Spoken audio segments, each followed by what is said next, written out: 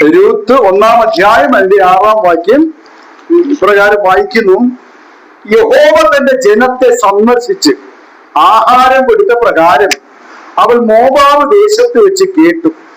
Moab ദേശം വിട്ടു മടങ്ങിപ്പോകുവാൻ തന്റെ മരുമക്കളോടുകൂടെ പുറപ്പെട്ടു.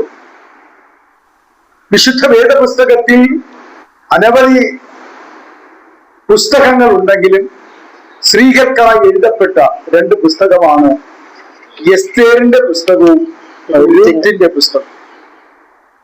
എന്നാൽ ഈ രൂത്തിന്റെ പുസ്തകത്തിൽ ഈ പുസ്തകത്തിനകത്ത് ആരംഭം മുതൽ അവസാനം വരെയും ദൈവത്തിന്റെ വലിയ കരുതലിനെ കുറിച്ചും ദൈവത്തെ ദൈവ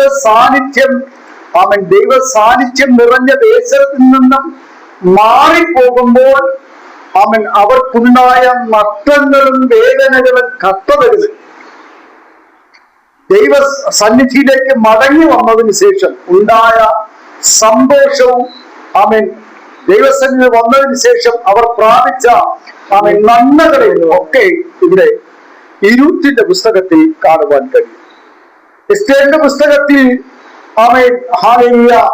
അത് പ്രാർത്ഥനയുടെ മറുപടിയാണെങ്കിൽ ഇവിടെ ഒരു കാത്തിരിപ്പിന്റെ മറുപടിയാണ് ഈ രൂത്തിന്റെ പുസ്തകത്തിൽ കാണുവാൻ കഴിയുന്നത്.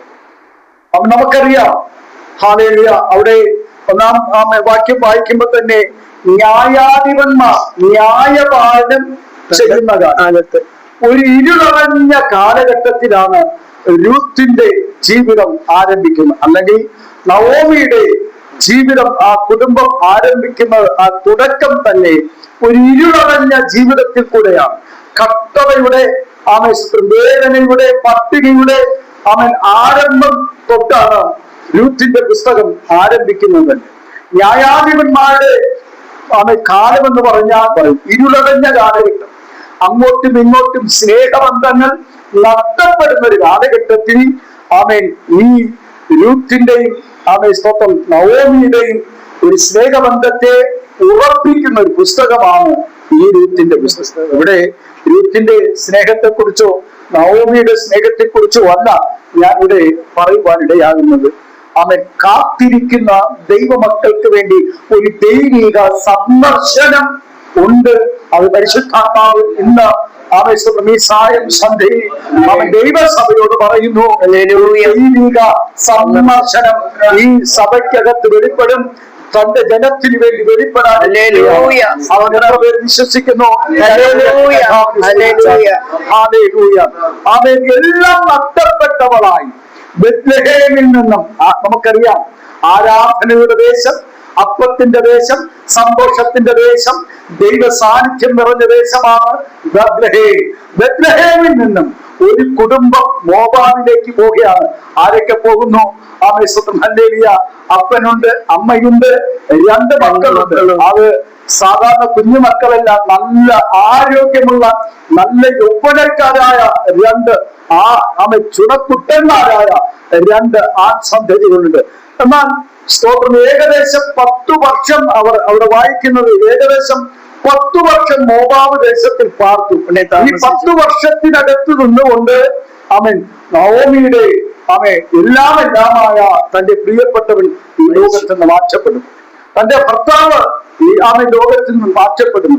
ആ ദുഃഖം ആ വേദന സഹിക്കവയ്യാതെ ഇരിക്കുമ്പോഴാണ് ചില നാളുകൾ കഴിയുമ്പോ തന്റെ മൂത്ത മകൻ മരണപ്പെടുന്നു. ആ ഭർത്താവും മൂത്ത മകനും മരണപ്പെട്ട വേദന സഹിക്കാൻ കഴിയാതെ നവോമിയുടെ ചിന്ത ഇങ്ങനെ ആയിരിക്കാം: ഞാൻ എന്തോ ഒരു സന്തോഷത്തോടു കൂടെയാണ് ബെത്ലഹേമിൽ നിന്ന് വന്നത്. ബെത്ലഹേമിൽ നിന്ന് വരുമ്പോൾ എന്റെ ഭർത്താവ് ഉണ്ടായിരുന്നു, എന്റെ മൂത്ത മകൻ ഉണ്ടായിരുന്നു, ഞങ്ങൾ സന്തോഷത്തോടു കൂടെയാണ് വന്നത്. ഇപ്പോൾ ഇതാ എന്റെ ഭർത്താവും എന്റെ മൂത്ത മകനും ഈ ലോകത്തിൽ നിന്ന് മാറ്റപ്പെട്ടു. പിന്നെയും തന്റെ ആശ്വാസം ഇളയ മകനുണ്ടല്ലോ എന്നുള്ള ആശ്വാസമായിരുന്നു. ആ ആശ്വാസവും ചില നാളുകൾ കഴിഞ്ഞപ്പോൾ സ്തോത്രം മാറി. ഇപ്പോൾ ഭർത്താവും 2 മക്കളും ഈ ലോകത്തിൽ നിന്ന് മാറ്റപ്പെട്ടു. ഇപ്പോൾ ഉള്ളത് നവോമിയുടെ ജീവിതത്തിൽ നോക്കുമ്പോൾ നവോമി മാത്രമാണ്. പിന്നെ തന്റെ മക്കൾ വിവാഹം കഴിച്ച ഓർപ്പയും രൂത്തും എന്ന രണ്ട് മരുമക്കൾ കൂടെ. ഈ മരുമക്കളും സ്വന്തം അമ്മാവിയുമായിട്ട് എന്നും കാത്തിരിക്കുകയാണ്. അമ്മാവി നവോമിയുടെ ആഗ്രഹം ഇതാണ്, എന്നെങ്കിലും എന്റെ ദേശത്തെ ഒരു ദൈവത്തിന്റെ സന്ദർശനമുണ്ടാകും. ഞാൻ വിട്ടേച്ചു പോകുന്ന പട്ടിണിയായി കർത്തവയിൽ കൂടെ ഞാൻ വിട്ടേച്ചു പോകുന്ന ബെത്ലഹേമിൽ ഒരിക്കൽ ഒരു ദൈവിക സന്ദർശനം ഉണ്ടാകുമെന്നുള്ള കാത്തിരിപ്പ് 10 വർഷം കഴിഞ്ഞപ്പോൾ നവോമികളിൽ എത്താൻ തുടങ്ങി. സന്ദർശനമുണ്ടായി. ഇന്ന് ഈ സായം സന്ധ്യയിൽ സ്തോത്രം സന്ദർശനം ഉണ്ട്. അത് നീ പറഞ്ഞിട്ട് പോകും. ദൈവസഭയിൽ ദൈവമക്കളുടെ നടുവിൽ ഈ ദിവസങ്ങളിൽ ഞരങ്ങുന്ന ചില വിഷയങ്ങളുടെ നടുവിൽ സ്തോത്രം കുടുംബ ജീവിതത്തിനകത്ത് ഞരങ്ങുന്ന വിഷയത്തിന്റെ നടുവിൽ, മക്കളുടെ വിഷയങ്ങളുടെ നടുവിൽ ഞരങ്ങുന്ന വേദനിക്കുന്ന വിഷയങ്ങളുടെ നടുവിൽ, സാമ്പത്തികമായി ഞരങ്ങുന്ന വിഷയത്തിന്റെ നടുവിൽ, ഏതൊക്കെ വിഷയങ്ങളുടെ നടുവിൽ ഇന്ന് ഈ സായം സന്ധ്യയിൽ ദൈവത്തിലെ ഞരങ്ങുന്നവോ ആ വിഷയത്തിന്റെ നടുവിൽ ഇന്ന് പകൽ പറയുന്നു ദൈവിക സന്ദർശനമുണ്ടാകും. ദൈവിക സന്ദർശനമുണ്ടാകും. വിശ്വസിക്കാമോ? ഇന്ന് രാത്രി പറയാമോ? എന്റെ വിഷയത്തിന് വേണ്ടി ഒരു ദൈവിക സന്ദർശനം വെളിപ്പെടാൻ, എന്റെ കുടുംബത്തിന്റെ വിഷയത്തിന് വേണ്ടി ഒരു ദൈവിക സന്ദർശനം വെളിപ്പെടാൻ പോവുകയാണ്. ആ വാക്യം ഒരിക്കൽ കൂടെ വായിക്കാം. ആരെങ്കിലും എടുത്ത വ്യക്തികൾക്ക് ഒരിക്കൽ കൂടെ വായിക്കാം. യഹോവ തന്റെ ജനത്തെ സന്ദർശിച്ചു ആഹാരം കൊടുത്ത പ്രകാരം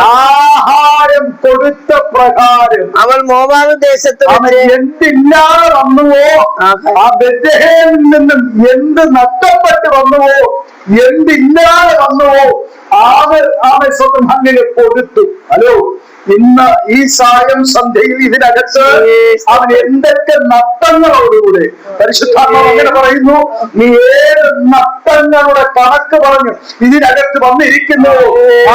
ആ വിഷയത്തിന്റെ നടുവിൽ ദൈവിക സന്ദർശനം